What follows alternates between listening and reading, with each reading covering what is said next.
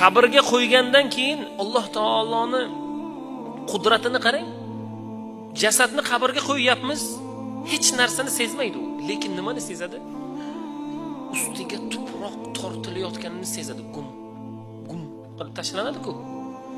O'shanda shuni sezadi. Na qimirlay oladi, na gapira oladi, na hech narsani sezadi, lekin ustiga tuproq tortilayotganligini sezadi, birodar.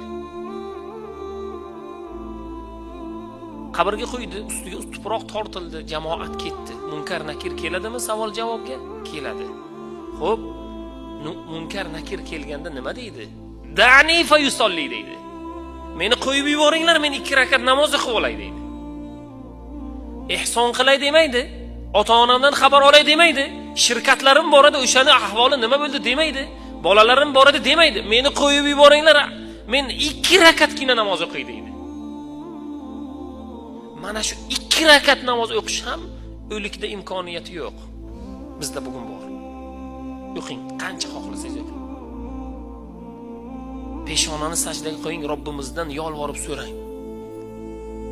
O'lik vafot etgandan keyin yo'q u narsa, birodar. Qo'yib yuboringlar deydi farishtalarga. Men 2 rakat namoz o'qib olay deydi. Lekin unda imkoniyat bo'lmaydi.